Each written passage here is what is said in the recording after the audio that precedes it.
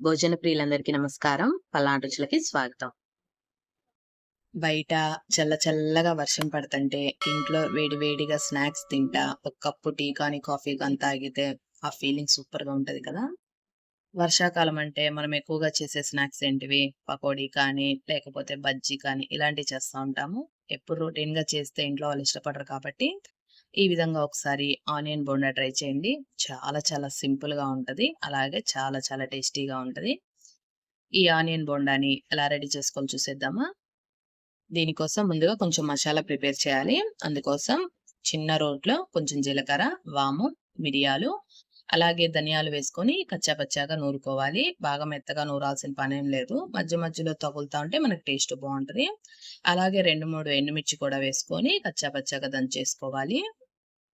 ఇలా రోట్లో నూరుకోవడం వద్దు అనుకుంటే లైట్‌గా మిక్సీ పట్టేసుకోవచ్చు. కానీ రోట్లో నూరిన టేస్ట్ వేరుగా ఉంటది కదా! ఇలాగా నూరుకున్న దాన్ని తీసి పక్కన పెట్టేసుకుందాము. ఇప్పుడు అదే రోట్లో చిన్న అల్లం ముక్క, ఒక 3, 4 వెల్లుల్లి, అలాగే 2, 3 పచ్చిమిర్చి వేసుకొని నూరుకోవాలి. మనము ఈ బోండాలో ఎక్కడ కారం వాడమో, ఈ పచ్చిమిర్చి నుంచి ఇందాక మనం రెడీ చేసుకున్న మసాలా నుంచి వచ్చిన కారమే సరిపోతది. అందుకే మనం కారం తగ్గట్టుగా పచ్చిమిర్చి, ఎండుమిర్చి వేసుకోవాలి. ఇలా నూరుకున్నాక దీన్ని కూడా తీసి పక్కన పెట్టేసుకుందాము. ఒక 3, 4 పెద్ద ఉల్లిపాయలను తీసుకొని ఇట్లా పొడుగ్గా కట్ చేసుకోవాలి. కట్ చేసుకున్న వాటిని వీడియోలో చూపిస్తున్న విధంగా నలిపేసి పక్కన పెట్టుకోవాలి. ఇప్పుడు గిన్నెలోకి 2 కప్పుల వరకి శనగపిండి వేసుకోవాలి. ఇందులోనే కొంచెం పసుపు, అలాగే రుచికి సరిపడా ఉప్పు కూడా వేసుకొని కలిపేసుకోవాలి.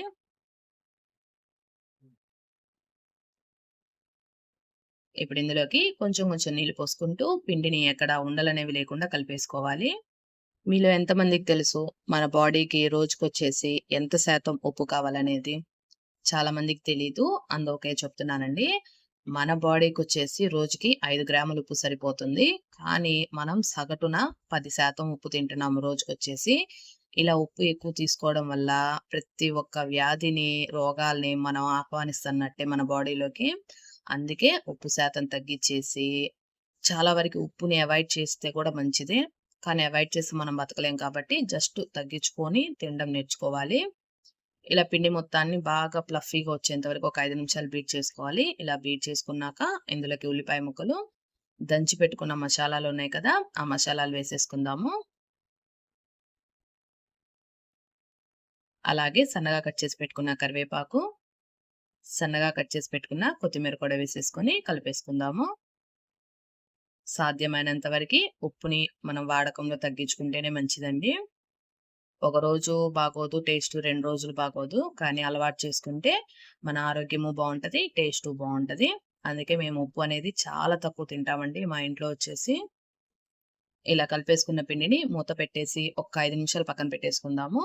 5 నిమిషాల తర్వాత ఇలా మూత తీసేసి అరకప్పు వరకి బియ్యపిండి వేసుకొని కలిపేసుకుందాము. బియ్యపిండి వేయడం వల్ల పైన కొంచెం క్రిస్పీగా, లోపల సాఫ్ట్‌గా ఉంటాయి.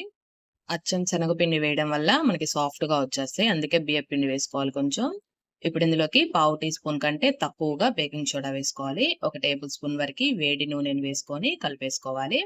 వేడి నూనె వేసాం కాబట్టి నేను స్పూన్‌తో కలిపేస్తున్నాను. ఇలా మొత్తం కలిసిన తర్వాత ఇప్పుడు వీటిని బోండాలు వేసేసుకుందాము. ఇప్పుడు డీప్ ఫ్రైకి సరిపడా ఆయిల్ పెట్టుకొని ఆయిల్ బాగా హీట్ అయిన తర్వాత మనం రెగ్యులర్‌గా బోండాలు ఎలా వేస్తామో అదే విధంగా కొంచెం పెద్ద సైజులో బోండాలు వేసేసుకోవాలి. ఇవి కొంచెం పెద్ద సైజులో వేస్తున్నాం కాబట్టి కాలడానికి బాగా టైం పట్టిద్ది. సిమ్‌లో పెట్టేసుకొని నిదానంగా వేయించుకోవాలి. అప్పుడు మనకి లోపల దాకా ఉడుకుతాయి. లేకపోతే పైనంతా ఉడికిపోతాయి. లోపల మాత్రం పిండిగా ఉంటది. అందుకని సిమ్‌లో పెట్టుకొని వేయించేసుకోవాలి.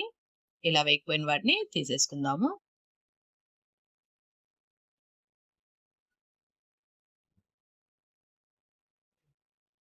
ఇదే విధంగా మిగతా బోండాలు కూడా వేసేసుకుందాము.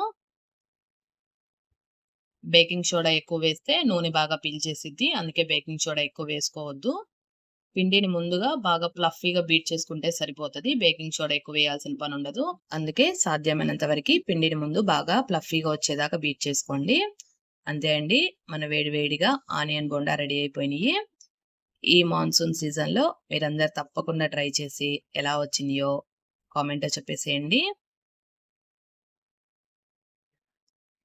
Thanks for watching. కుదిరితే సబ్స్క్రైబ్ చేసుకోండి.